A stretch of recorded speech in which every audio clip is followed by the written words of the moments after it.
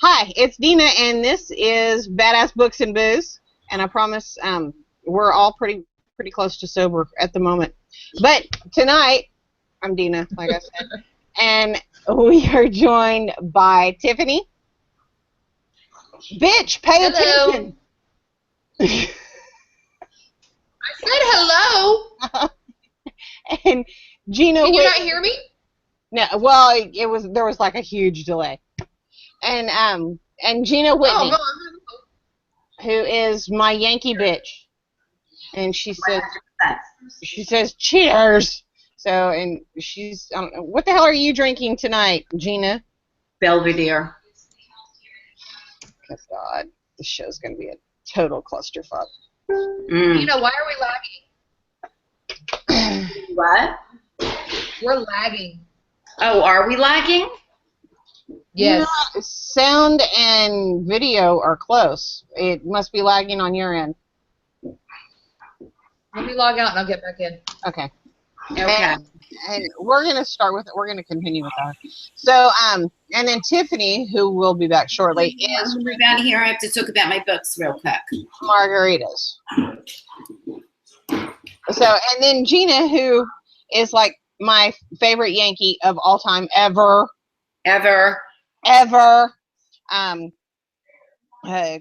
Disclaimer, I've known Gina 4 years? God, really? Has it been that long? Has it been that long? Since because I did Saving Abel was the first book I ever did for you. Yeah. Wow. So, and Gina is the author of the Rocker series, which is Saving Abel, Forgiving Gia, and Avenging Us. And I can always remember Saving Abel and Forgiving Gia because I think I've formatted and reformatted again like 3, 4, 5 times.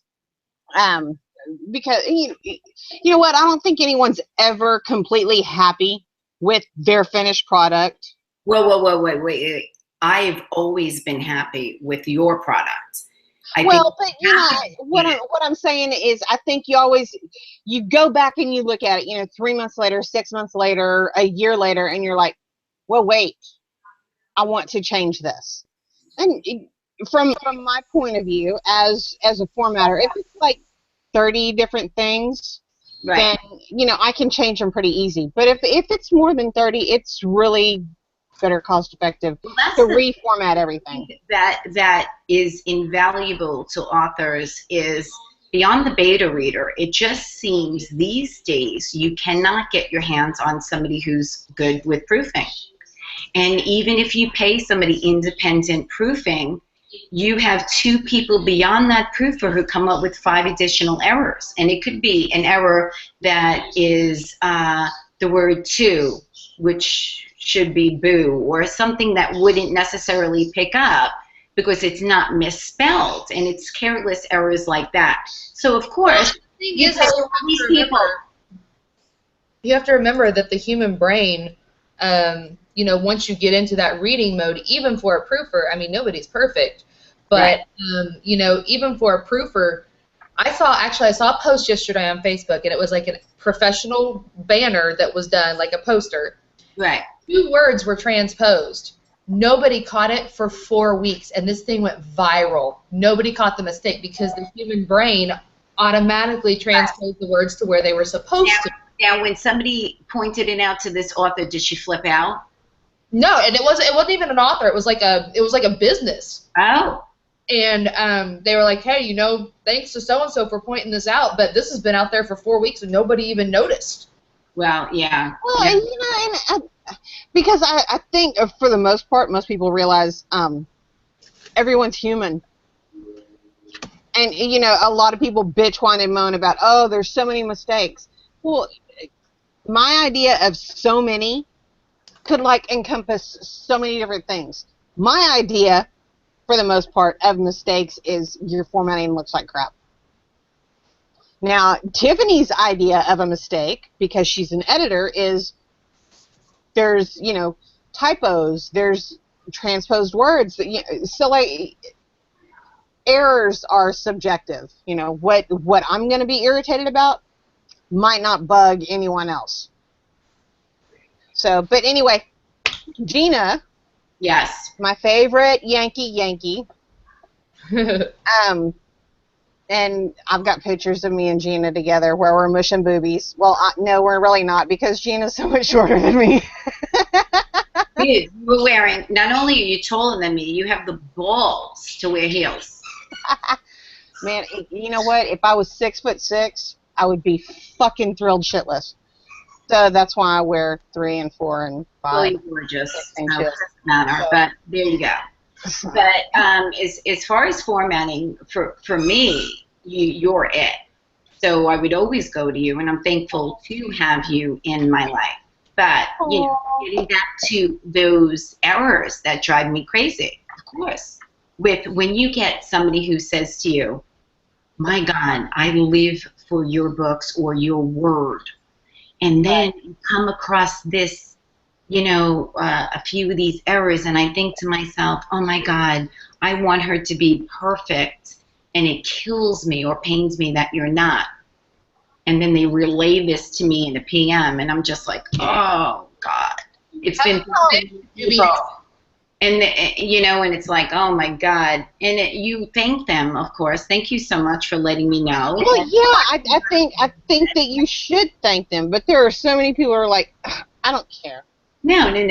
I mean, you get people who don't give a shit, and then you get other people who are like, they love you so much that they're like, listen, I want your shit to be gold, because to me, you are gold, and I want it to be gold. And you're thankful, but on another note, after I've hit you up 3 times already with, I've got multiple things here, you know, and then it's like, oh my God, can you fix this for me? Because at the end of the day, how do you lay your head down on the pillow knowing that even if you just uploaded the new file and then you have this bitch in her good name, for my good name, who's telling me, you know, I want you to be perfect, but there's still like 5. I mean, it's not a hell of a lot, you know, in an entire novel, but you just hearing it, it's like nails on a chalk. Right. You know? And we should do the disclaimer that if we call someone bitch, it's not necessarily that we're it's an endearment. because Gina is my Yankee bitch and I'm her redneck bitch, and Yeah.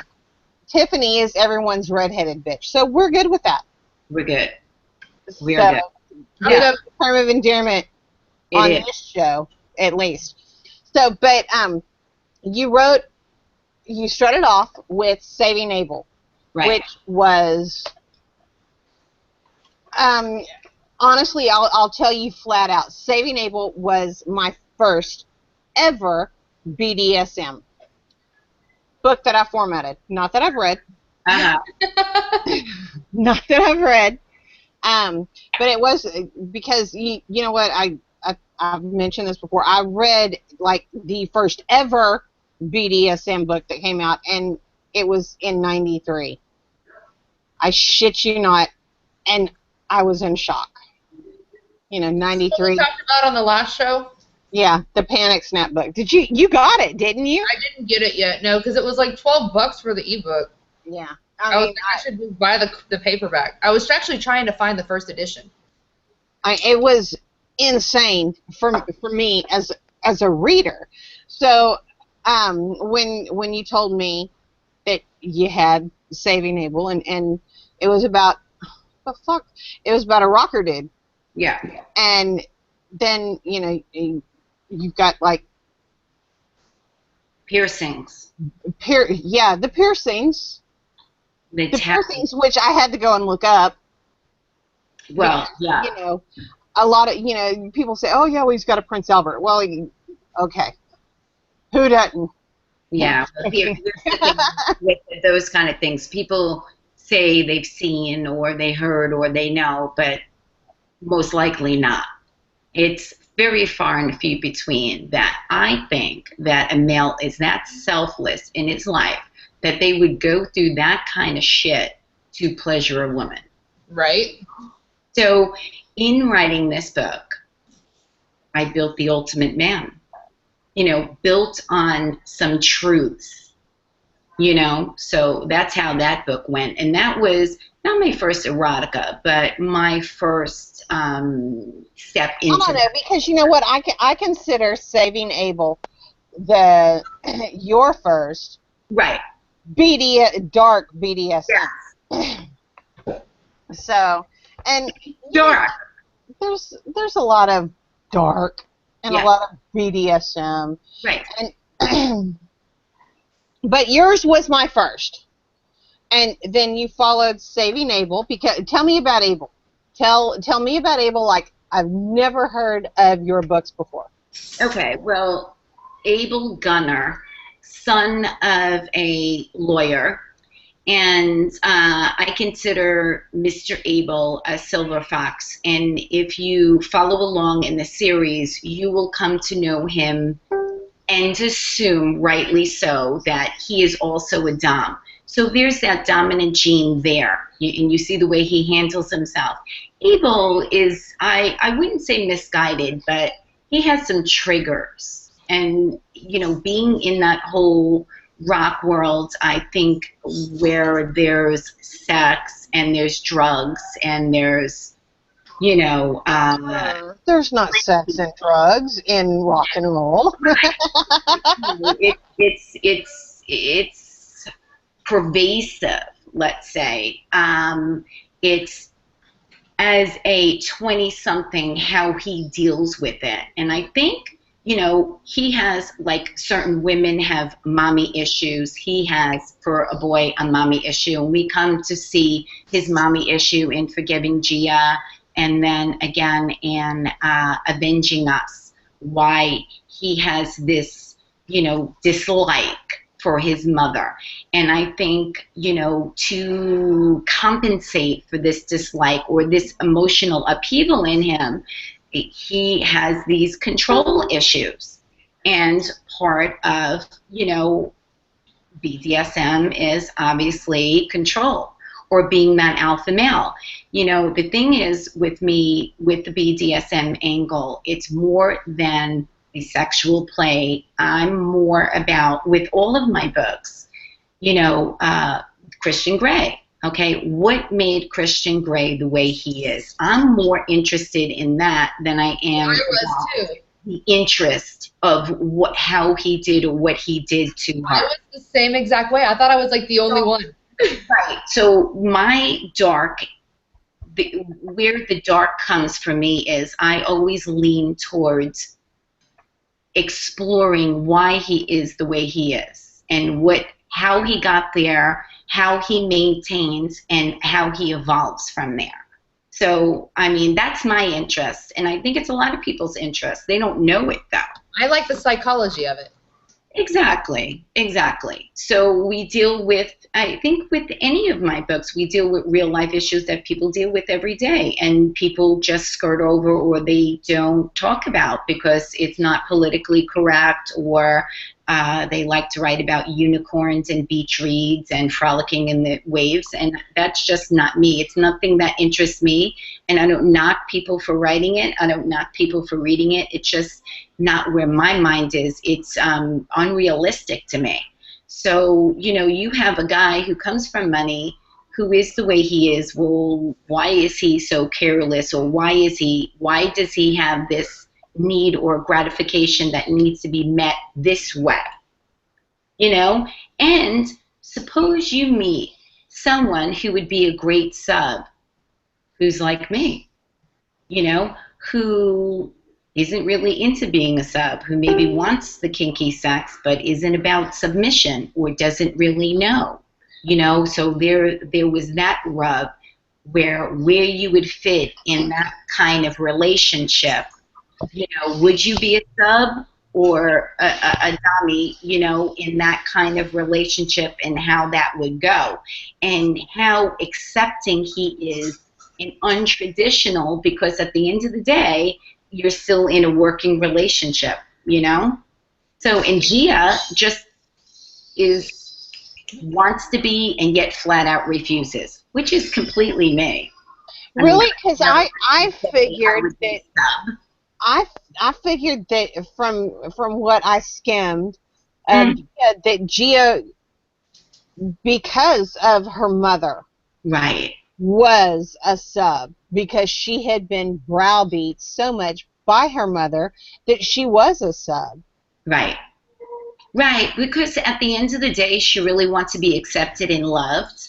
But underneath it all, she bristles and she has a spine. And you know, those commands, as sexy as they are and as palatable as they are, she bristles against it at you know, just the commands of it all. So it's wrapping your head around that whole issue. So it really is, you know, moving and working parts in that relationship. And there's, I think with my books, there's just a lot more than the sex. And people will read them and say, oh my God, it's BDSM, or is it like 50 Shades? And you know, I know what to say, and I don't know what to say, because there's no like easy one-liner, because it's just in depth. There's just a lot of moving parts that make it work, and it's not just, you know, like boy meets girl, handcuffs, and you know, this Boy and that. ties girl up.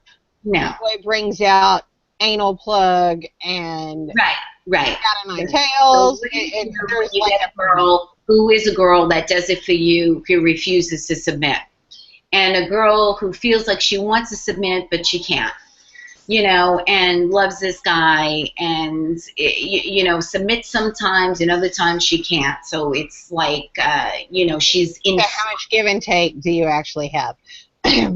Right, and you get some hardcore people who are like, oh, they would never tolerate this, that, and the other thing. But you know what? In an actual relationship, you'd be surprised what somebody would tolerate with the right person.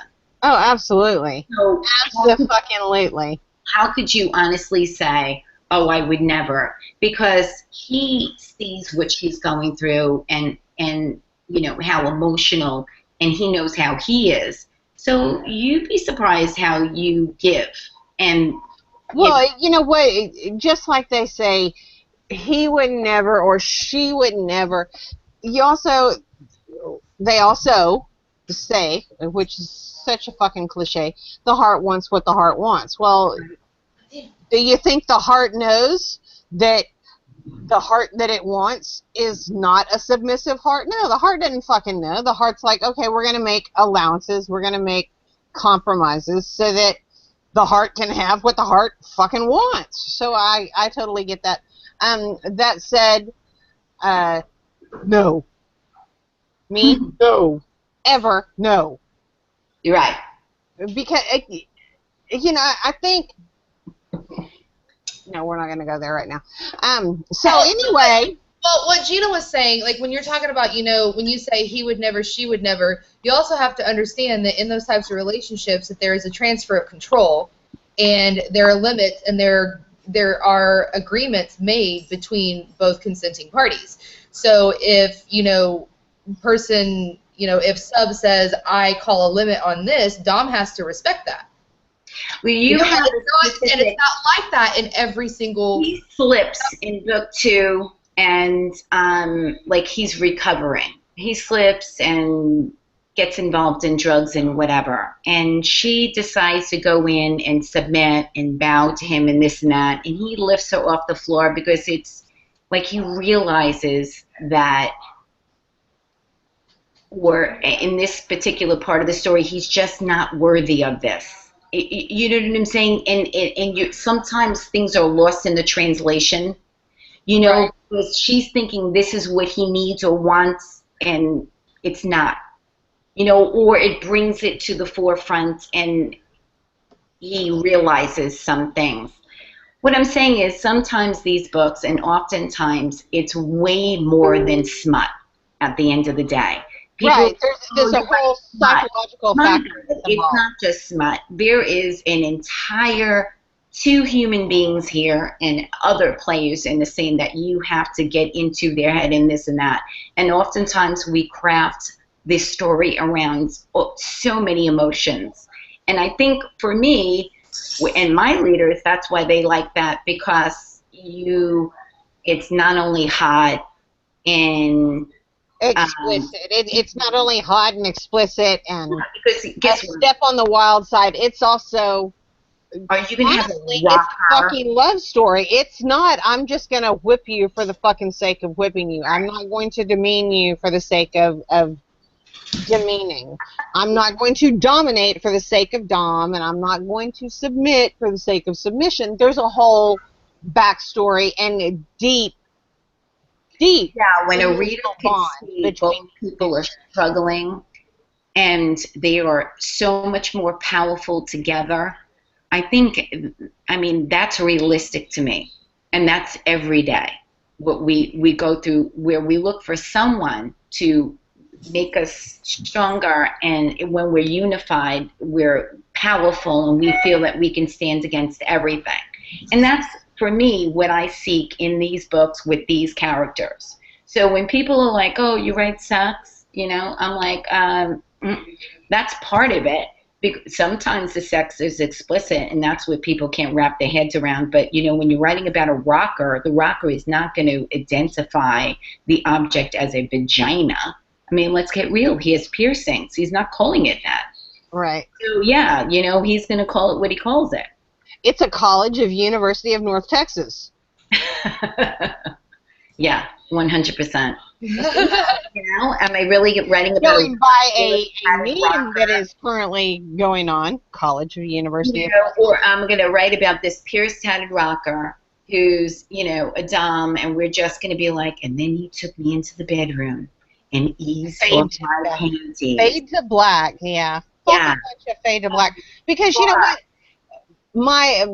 My life could be, fortunately or unfortunately, does not fade to black. There's certain aspects of my life which I wish would just fade to black, and then I would wake up and they were over. Right. But I mean, my thing, especially about the Rocker series, is that it's warts and all. Yeah. There's so many stories that are out there, and it's like, oh, knight in shining armor, and he has no warts. He doesn't have any, ingrown hairs on his ass. Fuck yeah, I wish. Well, yeah, I think with all of my books, and that's why I always say, like, the jump for me to go to contemporary, I don't know, would be an easy one. It would have to be a dark one, because I'm more about the scars than I am about the skin. And that's how it always is for me. It's always about the struggle. As great as your life is on the outside, I'm more about, okay, so you project this image, but what's really going on? And that's with everyone. I mean, listen, I date someone who has a ton of money, and he's a great guy and everything like that. But, life is life, real struggle, wife, kids, this, that, and the other thing. That doesn't mean that, he's out in the limousines and this is going on and what, So, I mean, for me. He's still got to pick his underwear up off the floor. His socks right now, the dog is trying to rip into 3,000 pieces. Yeah, but that's Luca. Luca is going to destroy. He'll wash them and he'll put them on with the holes and all. And, people would be, so you cannot judge that. And right. So it's very, very difficult for me to pick up a book, and I love to read, and read like, oh my God, we met, on a bus, and he just happens to be a billionaire, and, And you're like, oh my God, blow some more smoke up my ass, because a billionaire. Family in a country club, and they want to give me this like $10 million wedding, and I can have everything I want, and I come from a perfect family, and guess what? No. I didn't come from a perfect family. I came from a good family who, very Italian with good values, but completely fucking abnormal. I mean, like wearing garbage trucks, that kind of. Wait. You're in cartage. Carding, yeah. Carding. Exactly. who's in politics. You have all this kind of stuff. And, you know, and I remember very early on, my friends, I always wanted to be Irish. I'm not kidding. I would I'm say to my Irish. grandmother, Irish. Yeah, I would always say to my grandmother, oh, my girlfriend, Sarah, blah, blah, blah, I won't say her last name, they had like 10,000 people in their family, all under the age of such and such. They're allowed to stay out to all hours of the night, and the mom just cooks all day long. And my grandma would say, what does she cook? She boils potatoes. So fucking what? No. And they eat ketchup on their macaroni. You can never survive there.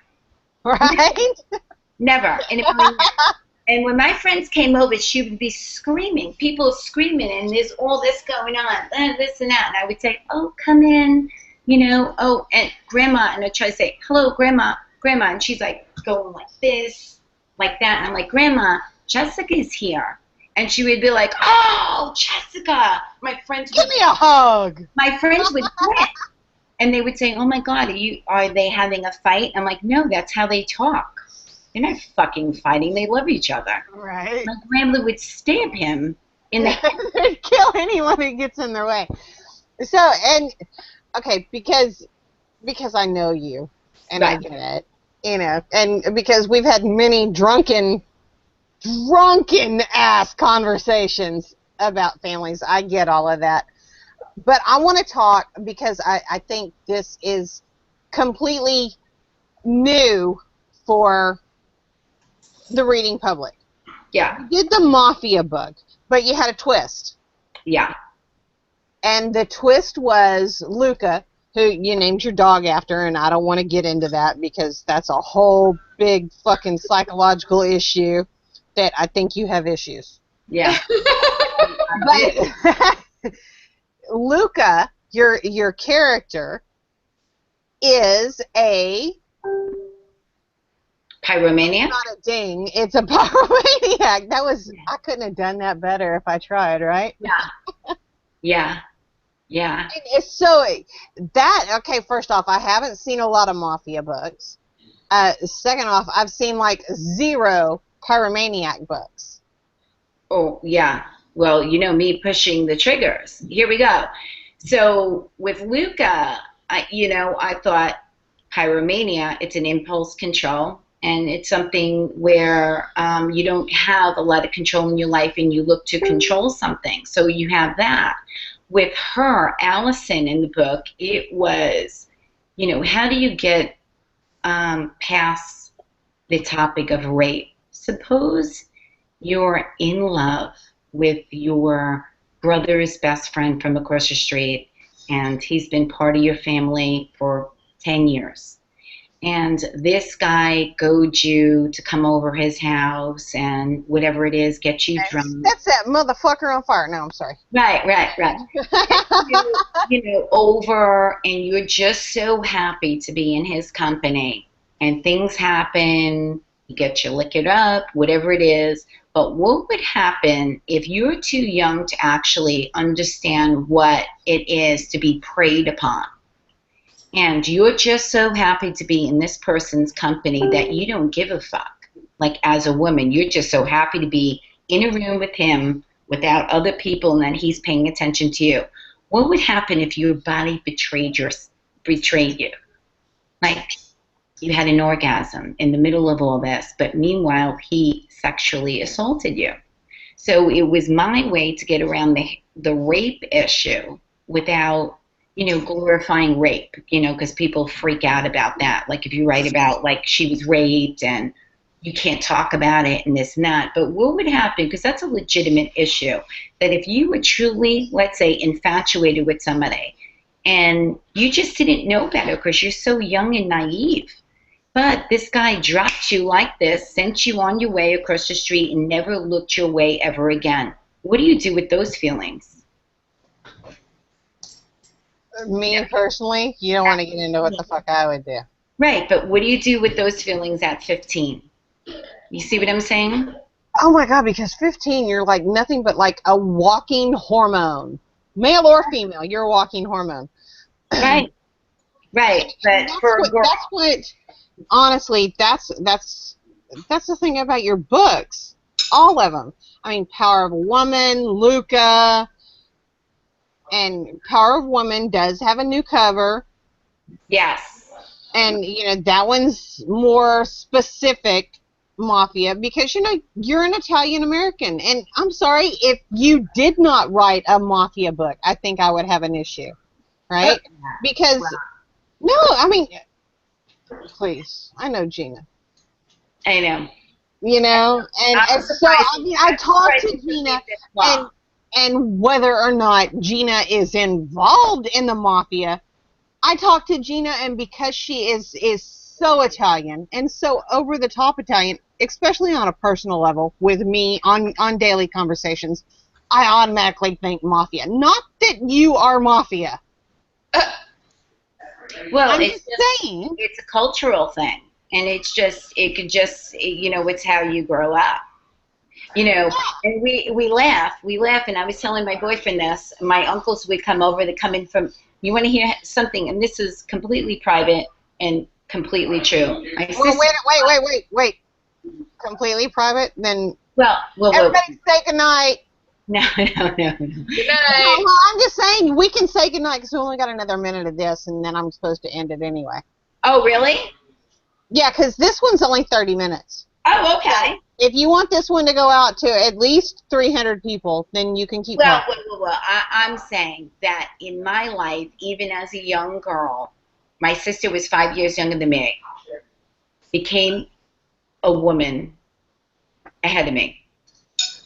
And I was such a late bloomer. I was 15. I came home to my family from Brooklyn with pastries and Gina, shut it off. balloons. Well, rite of passage. My mom wanted to take me to Chili's. Seriously? Fuck, I'm not celebrating this shit. You're crazy. All right, so good night. Good night. And you can find. Wait a second, because I forgot. Anyone, if you're listening, you can find Gina Whiteny and all of her books on Badass Book Society, and all the links for me and Tiffany, and of course the lovely Italian mafia princess Gina Whitney's links will be in the comment section or the description, or it depends on where you're looking at this. So, regardless, good night, bitches. Good night.